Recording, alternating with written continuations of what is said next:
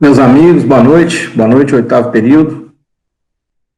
Vamos para mais uma aula com força total, né? Deus quiser.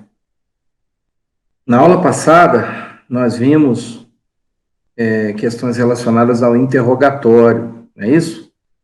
Falamos muita coisa sobre interrogatório. E hoje, dando sequência,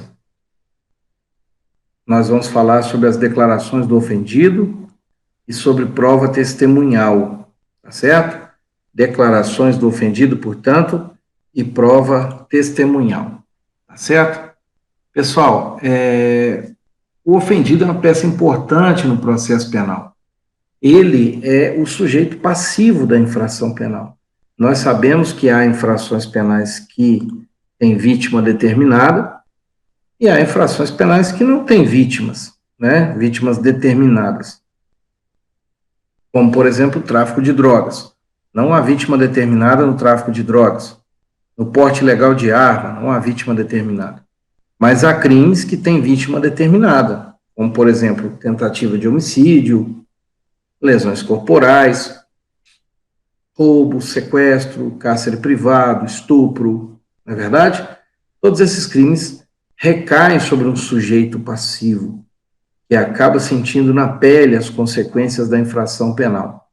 E como nós estamos estudando aqui processo penal, mais especificamente provas no processo penal, as declarações do ofendido são elemento importante na formação do convencimento do juiz, até porque tem alguns crimes que são praticados na clandestinidade, em que a palavra do ofendido acaba tendo um valor preponderante para o desate da ação penal.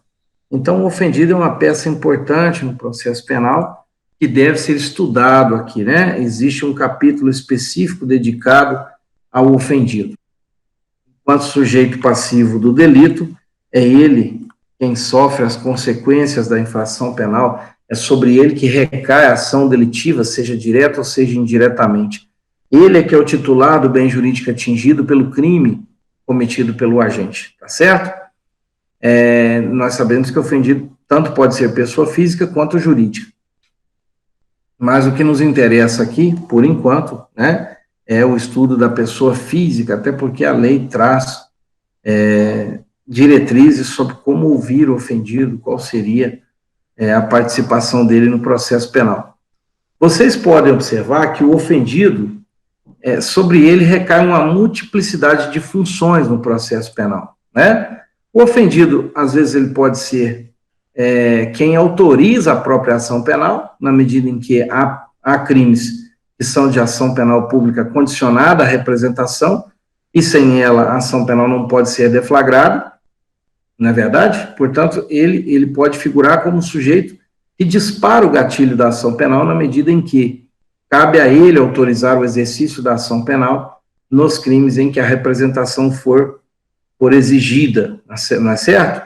Ele pode ser o próprio autor da ação penal, pode ser o próprio autor da ação penal. Nós sabemos que existem ações penais privadas e ele vai figurar como querelante nessas ações penais privadas, não é isso? Existe também a figura do assistente, o ofendido pode figurar como assistente da acusação. Lá no 268 do Código de Processo Penal vocês vão encontrar essa previsão. O ofendido pode funcionar como assistente da acusação. E ele pode ser também objeto de prova, já que o crime, conforme nós dissemos, pode recair sobre o seu próprio corpo. Então, ele mesmo pode ser o próprio corpo de delito. Já pararam para pensar nisso? Às vezes, muita gente confunde corpo de delito com o corpo da vítima, né? E nesse caso aqui, o corpo de delito é o próprio corpo da vítima, se ele for um objeto de prova, né? Se a infração penal recair sobre ele que vai passar pela perícia no IML, né? O médico vai atestar as lesões que encontrou nele e vai reportar isso a um laudo pericial e depois será explorado durante a instrução processual penal, certo? Então, as declarações do ofendido são muito importantes, conforme nós já dissemos, e elas têm natureza jurídica de meio de prova. né? E por isso é que nós precisamos explorar aqui todos os pormenores dos artigos 201 e seguintes aí, demais parágrafos aí do artigo 201 e 202, se eu não estiver enganado. Deixa eu só ver aqui. São dois artigos que tratam especificamente do ofendido. Não, apenas o 201. 202 já começa especificamente na prova testemunhal. Só que é um artigo que tem vários desdobramentos, não é isso?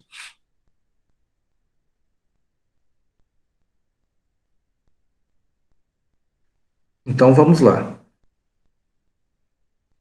Artigo 201.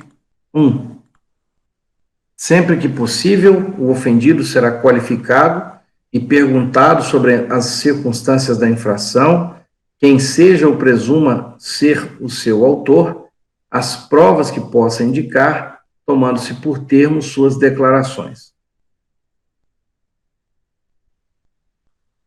Sempre que possível, o ofendido será qualificado e perguntado sobre as circunstâncias da infração, quem seja ou presuma ser o seu autor, as provas que puder indicar, tomando-se por termo as suas declarações.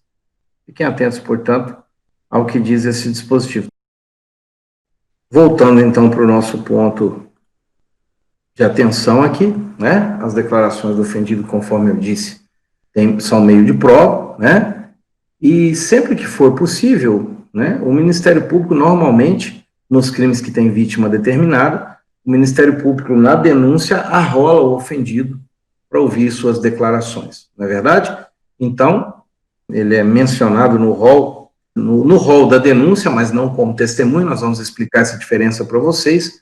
Então, incumbe a acusação ou a defesa arrolar o ofendido para que seja ouvido, não é verdade?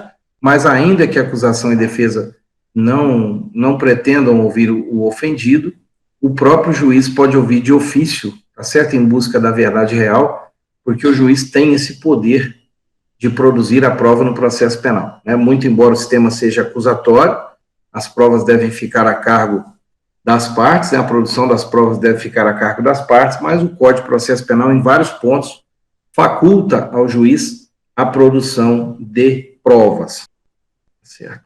Então, o nosso Código de Processo Penal faculta ao juiz produzir provas de ofício em busca da verdade real, tá certo?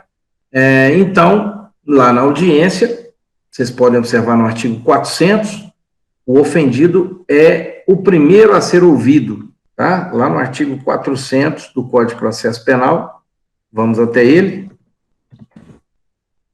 Artigo 400, está aqui. Está aqui. Na audiência de instrução e julgamento, a ser realizada no prazo máximo de 60 dias, proceder-se-á a tomada de declarações do ofendido. Está aí, ó. O primeiro ato da instrução processual penal, portanto, é a tomada das declarações do ofendido. Tudo bem? Essa regra disposta no artigo 201, né, que determina que sempre que possível o ofendido será perguntado sobre as circunstâncias da infração, né? Vocês viram aqui minutos atrás, quando nós dispusemos aqui para vocês. Só voltar aqui ao 201. 201, está aqui. Sempre que possível, o ofendido será perguntado sobre as circunstâncias da infração. Pessoal, portanto, a conclusão que se chega é que, mesmo sendo arrolado pelas partes, né, requerimento das partes de declarações do ofendido, ou pelo juiz, né, nós temos que há uma imposição do artigo 201 no que diz respeito às declarações do ofendido. Esse será é uma expressão imperativa, né?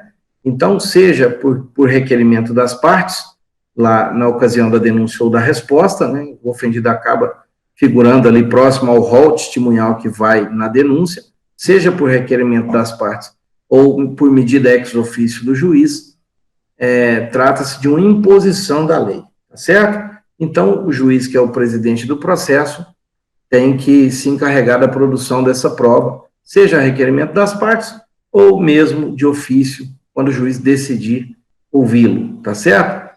E justamente por ser que a pessoa que sofreu as consequências da infração delitiva, né, da infração penal, o ofendido se torna uma peça importante, ele pode ter informações valiosas para trazer no processo, e às vezes também pode até ser prova de inocência, né? O ofendido pode trazer provas ou para condenação ou para inocência, provas importantes, porque nós sabemos que em alguns crimes que acontecem na clandestinidade, a exemplo do estupro, pode haver um certo revanchismo feminino, uma certa atitude de vingança por parte de uma ex-companheira, que acaba estruturando toda uma história que pode vir abaixo durante as declarações do ofendido. Se o juiz não perceber sinceridade nessas declarações, ele pode formar seu convencimento no sentido contrário, absolvendo, né? Mesmo sendo crime que acontece na clandestinidade, as declarações do ofendido, às vezes,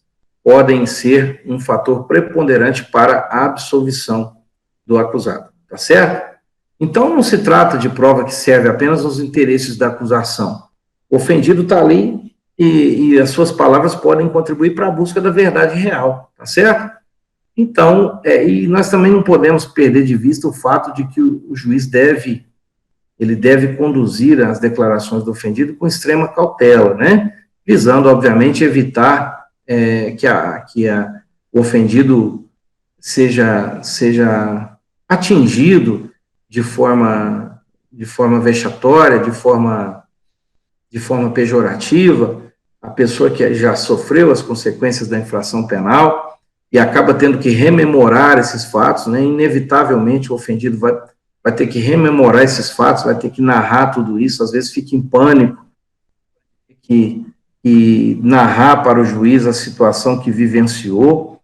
Então, o juiz tem que ter um cuidado especial ao ouvir o ofendido, tá? Nós precisamos de sensibilidade por parte do juiz, qualquer que seja o crime, mas principalmente em crimes contra a dignidade sexual, crimes que envolvem criança e adolescente. Por falar nisso, nós vamos falar de uma legislação específica que trata exatamente da tomada de declarações de ofendidos nessa situação, né, que sejam crianças ou adolescentes. Existe lei de 2017 que trata especificamente desse assunto.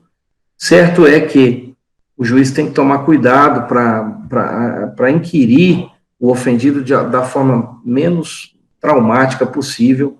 Afinal de contas, a pessoa não escolheu ter sido vítima de crime, né? E às vezes de crimes graves, de crimes que causam uma certa estigmatização, que acarretam, que causam um possível abalo psicológico por parte do ofendido.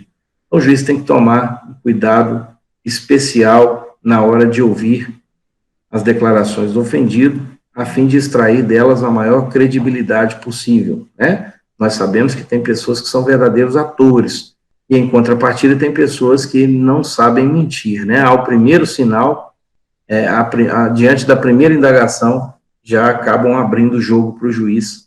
Então, é muito importante que o ofendido venha até a presença do magistrado, para que ele possa tentar extrair sinceridade das suas declarações, olhando nos olhos, etc. e tal. Então, é isso, por enquanto, né? Especial cautela por parte do juiz. O artigo 100, aqui, parágrafo 8º, 185, parágrafo 8º, tá? Apesar de estar mencionando o interrogatório, esse artigo 185, parágrafo 8º, ele abre margem aqui e expressamente prevê a possibilidade de declarações do ofendido pelo mesmo método de videoconferência, tá certo? Olha aqui, ó.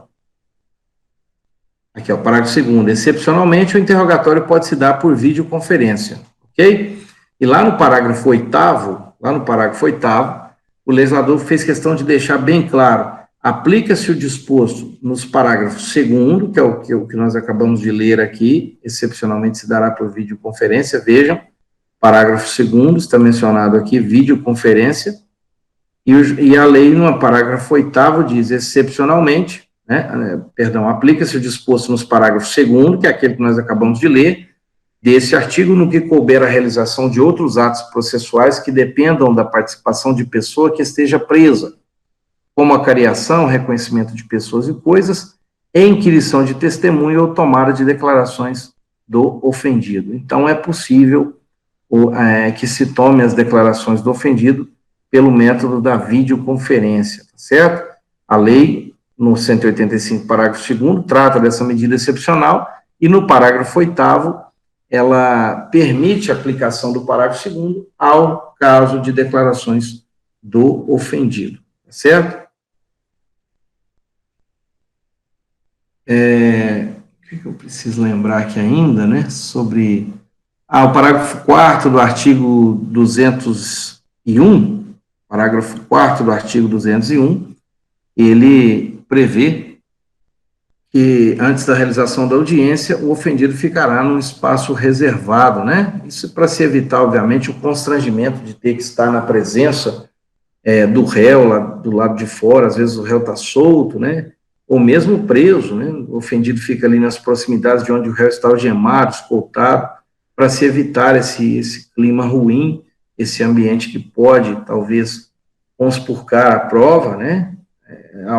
Ao existir essa possível ingerência do ofendido do réu sobre o ofendido, seja ameaçando, persuadindo, a lei prevê expressamente que ele fique num lugar reservado, tá certo? Para não se sentir coagido, intimidado, sofrer ameaça, ou ter que passar pelo constrangimento de rememorar os fatos ao estar em confronto com o próprio autor do crime de que foi vítima, tá certo? Precisamos ainda falar sobre a condução coercitiva, né? Condução coercitiva, está logo aqui no início do artigo 201. Se intimado para esse fim deixar de comparecer sem motivo justo, o ofendido poderá ser conduzido à presença da autoridade. Acompanhe na sua legislação aí, a lei prevê a possibilidade de condução coercitiva para o ofendido desobediente. Está aí, ó. Se intimado para esse fim deixar de comparecer sem motivo justo, o ofendido poderá ser conduzido à presença da autoridade, né? Aí vem a seguinte indagação. A testemunha desobediente, além de passar pela condução coercitiva, está sujeita à condução coercitiva, ela também está sujeita ao crime de desobediência, tá? De responder a um processo penal por desobediência. Só que o legislador não previu a mesma coisa para o ofendido, não é verdade? O artigo 201 ficou em silêncio no que diz respeito ao crime de desobediência. Talvez por razões de política criminal, o legislador não quis penalizar com crime de desobediência o ofendido desobediente, né? O legislador deve ter imaginado, o sujeito já sentiu na pele as consequências da infração penal, foi intimado, não compareceu e ganha de presente a imputação de um crime de desobediência. Seria demais, né? Seria exigir demais do pobre ofendido, né? Então, o legislador, por razões de política criminal, não previu a questão relacionada ao crime de desobediência, caso o ofendido não atenda o chamado para comparecer em juízo, né? Lembrando apenas que, ainda que se trate de desobediência, por exemplo, para testemunha, crime de desobediência, esse crime só é previsto na modalidade dolosa. Portanto, esquecer-se da audiência não significa praticar desobediência dolosa. Pode ser culposa, né? Olha, eu fui negligente ao não anotar na agenda o compromisso de estar presente na audiência, etc. e tal. Mas ser negligente é agir culposamente. Como não há previsão de desobediência culposa, seria uma boa alegação defensiva lá na frente, caso você seja advogado de testemunha desobediente, né? Então, é um crime que só é punido na modalidade dolosa. Se ficar comprovado que a pessoa, na verdade, agiu, foi culposamente, foi negligente, não se lembrando da audiência, a conduta seria atípica, né? Não há que responder por crime de desobediência se o fez culposamente, tá? Tem um parágrafo 2º aqui que diz que o ofendido será comunicado dos atos processuais relativos ao ingresso e a saída do acusado da prisão, designação de data para audiência, a sentença e respectivos acórdãos que mantenham ou modifiquem. Então, a lei também, de 2008 para cá, prevê a possibilidade de comunicação de alguns atos processuais ao ofendido, né? Então, é bom que ele saiba do ingresso, da saída do réu da prisão, né? Esses crimes que envolvem violência doméstica, muitas vezes envolvem muito rancor, o sujeito é preso, promete voltar, diz que quando voltar vai agir novamente. Então, para se evitar, ou para pelo menos deixar a vítima mais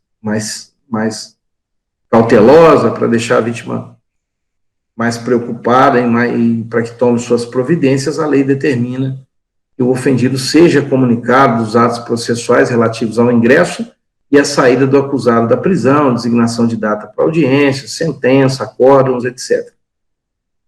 E o parágrafo 3º diz que essas comunicações podem ser feitas no endereço ou admitindo qualquer outro meio, inclusive o uso de meio eletrônico, né? Então, o ofendido, caso declare seu e-mail lá na capa do processo, pode até receber um e-mail da Secretaria Criminal prestando estas informações sobre ingresso, saída da prisão, prolação de sentença, acórdãos, audiência, etc.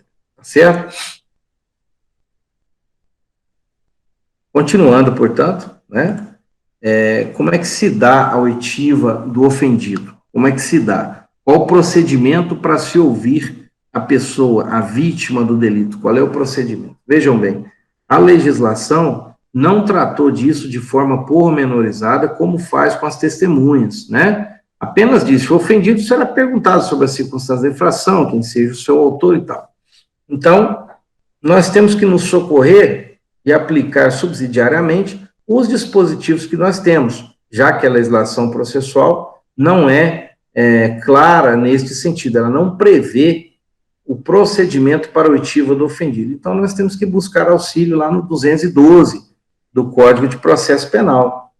E esse 212 diz o seguinte: as perguntas serão formuladas pelas partes diretamente à testemunha, não admitindo o juiz aquelas que puderem induzir resposta, não tiverem relação com a causa ou importem na repetição de outra já respondida.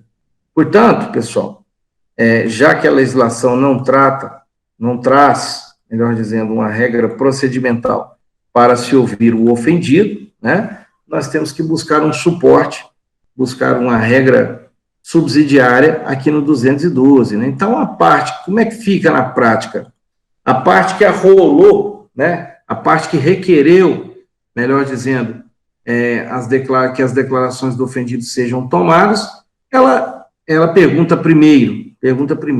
Caso tenha sido somente uma das partes que arrolou, ela vai perguntar primeiro, né?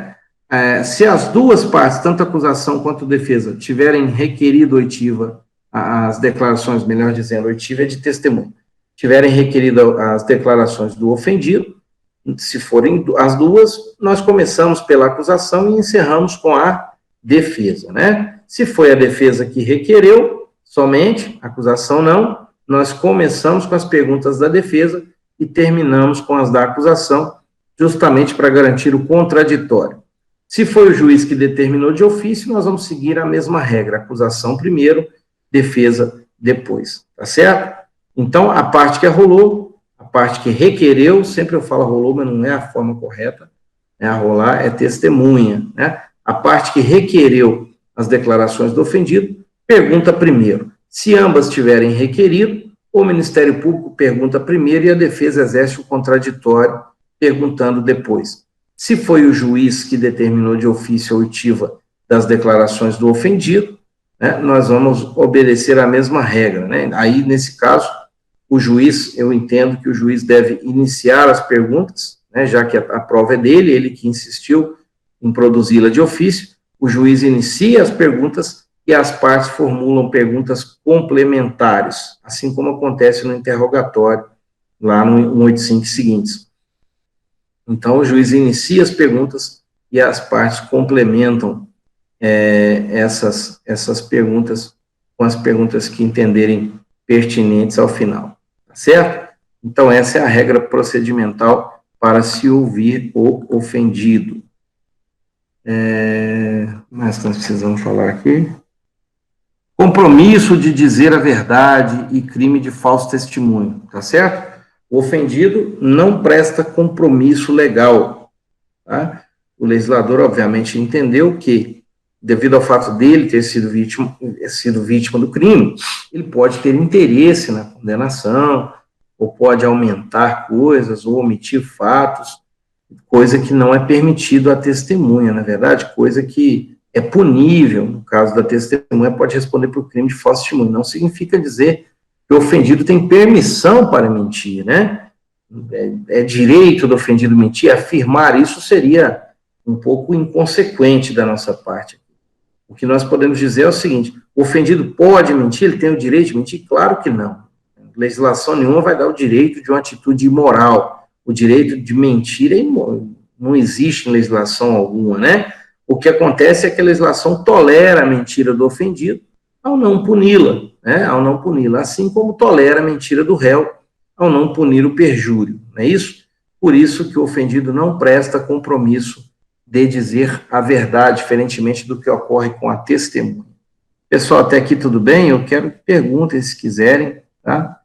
Eu só vou fechar aqui para dar uns espirros. Vou fechar a imagem da câmera e o som. Uma gripe alérgica que está acabando comigo. Voltando, dizíamos que o ofendido não presta compromisso de dizer a verdade, assim como ocorre com a testemunha, o que não significa dizer que a lei lhe facultou a mentira, né?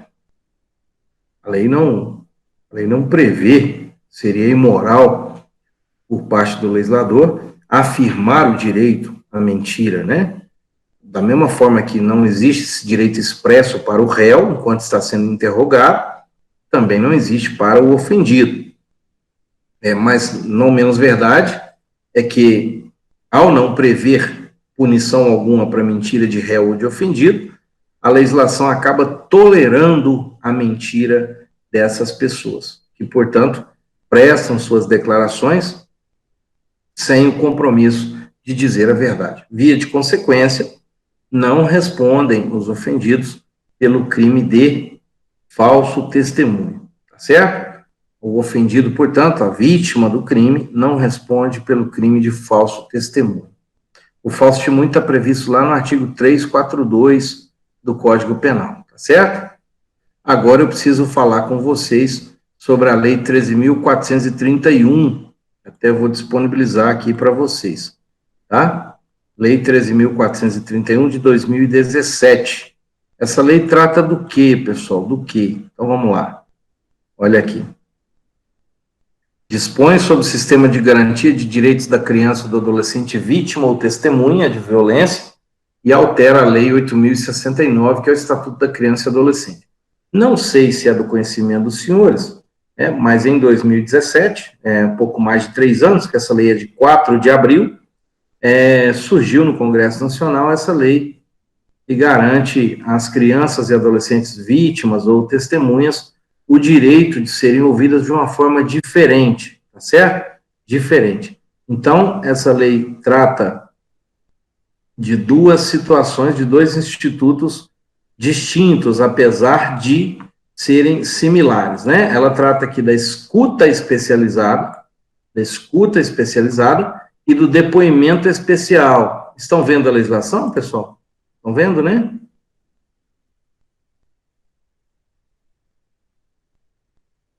Estão vendo a legislação aqui? Artigo 7º. Escuta especializada, a diferença entre escuta especializada e depoimento especial. A escuta é um procedimento de entrevista sobre a situação de violência, tá certo? Procedimento de entrevista sobre a situação de violência, tá? Limitado ao relato estrito, né, do que aconteceu, estrito e necessário do que aconteceu, né? Já o depoimento especial é um procedimento de oitiva da criança e do adolescente, certo? Aqui, na escuta, nós temos uma entrevista, né? Normalmente, quando acontece um crime que envolve crianças e adolescentes, eles podem passar pela escuta especializada com profissionais habilitados, ou seja, assistentes sociais, psicólogos, né, que vão ouvir dele o relato, né, e transcrever no papel o que for estritamente necessário ao cumprimento dessa finalidade, conforme prevê o artigo 7º.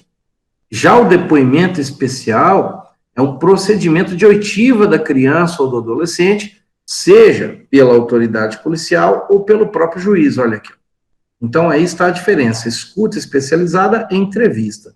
Depoimento especial é um procedimento de oitiva da criança ou adolescente, seja pelo delegado de polícia ou mesmo pelo juiz de direito, tá certo? Então, vamos para o artigo 13, né? O artigo 13 aqui é que trata... Não, 13 não, estou um pouquinho para trás. É o artigo 12. O depoimento especial será colhido conforme o seguinte procedimento. Então, tá lá. Os profissionais especializados esclarecerão a criança e adolescente sobre a tomada do depoimento especial, informando-lhe os seus direitos e procedimentos a serem adotados e planejando sua participação, sendo vedada a leitura da denúncia de outras peças processuais. Vejam bem, aqui nós temos um choque de situações que incomoda um pouco, né? Incomoda bastante, aliás. De um lado, o réu, que pode estar sendo acusado de um delito que não cometeu, e de outro lado, a criança ou adolescente, que são ouvidas cercadas de inúmeras garantias, né? Só que, às vezes, essas garantias previstas nessa lei, elas podem dificultar o acesso da prova, como, por exemplo, quando o legislador garante o direito ao silêncio, garante o direito, veda, melhor dizendo, que se leia a denúncia para o ofendido, não é verdade? Então, nós temos um choque de direitos aqui que, às vezes, dificulta sobremaneira a busca da verdade real, né? Então, é assegurada à criança ou adolescente a livre narrativa sobre a situação de violência, podendo o profissional especializado intervir quando necessário, utilizando técnicas que permitam a elucidação dos fatos. Então, nós já vimos aqui que a lei veda a leitura da denúncia e de outras peças processuais, que a lei assegura ao adolescente a livre narrativa sobre a situação de violência, então ele fica livre para narrar como aconteceu, né? Podendo o profissional intervir se entender que é necessário, utilizando algumas técnicas especiais que permitam esclarecer bem os fatos, não é isso?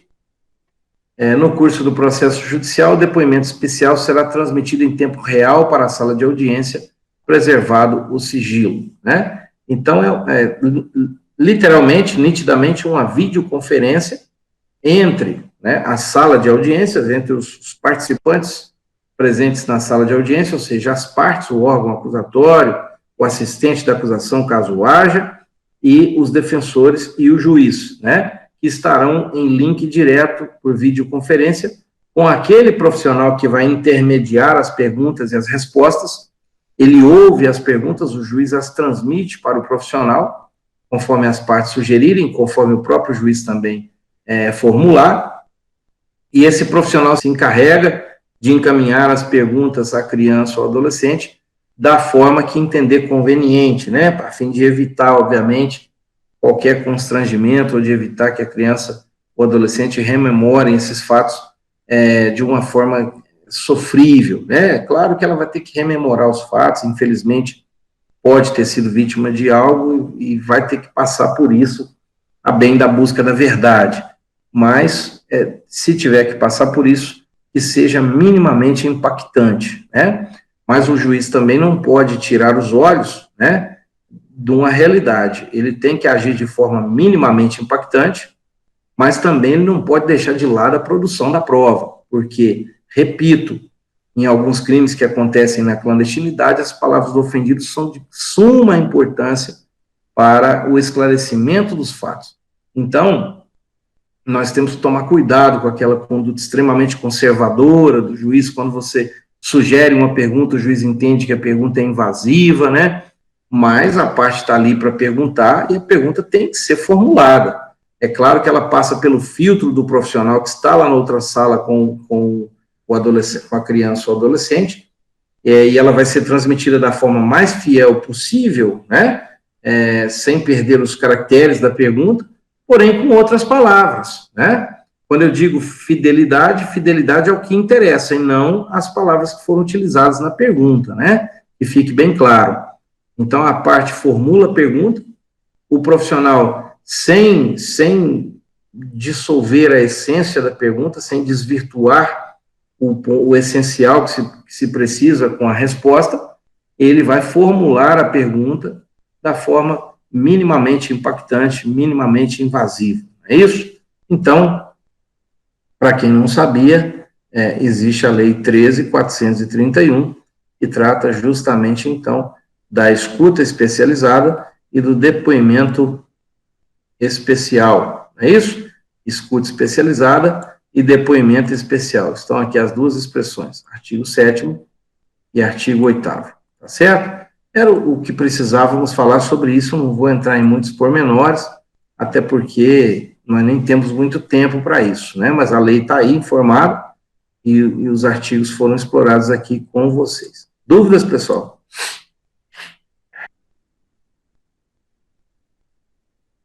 Continuando, portanto,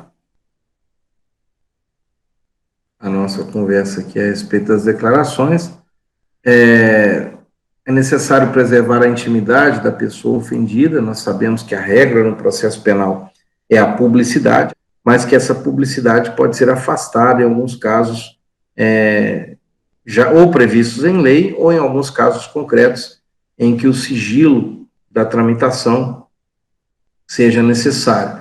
Então, o artigo 792 do Código de Processo Penal trata muito bem disso. Vamos a ele, né? 792. As audiências, sessões e os atos processuais serão, em regra, públicos e se realizarão nas sedes dos juízos e tribunais, com assistência dos escrivães, secretários, oficial de justiça, servir de porteiro em dia e horas certos ou previamente designados. Se a publicidade da audiência, da sessão ou do ato processual puder resultar escândalo, inconveniente, grave ou perigo de perturbação da ordem, o juiz ou tribunal, câmara ou turma poderá, de ofício a requerimento da parte ou do Ministério Público, determinar que o ato seja realizado a portas fechadas, limitando o número de pessoas que possam estar presentes.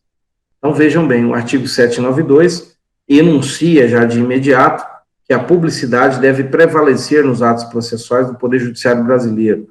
Só que o parágrafo 1º, em situações excepcionais, permite que o juiz declare o sigilo da tramitação ou daquele ato processual exclusivamente, certo? Então, existe previsão expressa neste sentido, né? Agora, Código Penal, vejam bem, o Penal, existem crimes aqui também que vão tramitar em segredo. Olha aqui, 234b. Os processos em que se apuram crimes definidos nesse título correrão em segredo de justiça. Qual é o título? Os processos em que se apuram crimes definidos nesse título. Qual é o título? Dos crimes contra a dignidade sexual. Então, o 234b deixa claro que esses crimes são apurados em sigilo, né? Eles tramitam em segredo de justiça. É claro que envolvem situações chatas, constrangedoras, vexatórias, que as vítimas nem de longe queriam rememorar. Mas já que não há outra forma, elas têm que participar ativamente do processo penal, e pelo menos o legislador estabeleça alguma forma para que isso corra no mais absoluto sigilo. E, de fato, estabeleceu. 234b do Código Penal. Tudo bem? Dúvidas, pessoal? Querem perguntar alguma coisa? Estou aqui pronto para respondê-los, tá? Fiquem à vontade. Aqui, pessoal, ó, uma jurisprudência que nós trouxemos aqui para vocês, que fala do valor probatório das palavras do ofendido, né? A palavra da vítima nos crimes às ocultas, em especial tem relevância na formação da convicção do juiz sentenciante, dado o contato direto que trava com o agente criminoso, STJ, um julgado do ministro Esteves Lima, de 2012, certo? Outra julgada, as declarações da vítima, apoiadas nos demais elementos dos autos, em se tratando de crimes cometidos sem a presença de outras pessoas, é prova válida para a condenação, mesmo ante a palavra divergente do réu. Ministra Maria Tereza de Assis Moura, julgado de 2011, certo? Então, os crimes que são praticados às escondidas, a jurisprudência não viu outra alternativa a não ser atribuir credibilidade às palavras da vítima, desde que não estejam, desde que a vítima não esteja titubeando, né? Ou seja, não está sendo firme nas suas declarações, aí fica um pouco complicado, fica um pouco forçado acreditar numa condenação nesses moldes, né? Mas fora esses casos, se a palavra da vítima é firme, é segura, é convincente, é retilínea, e ela não teria razão nenhuma para prejudicar gratuitamente o réu, nós já presumimos que essas palavras serão admitidas, né, para uma eventual condenação.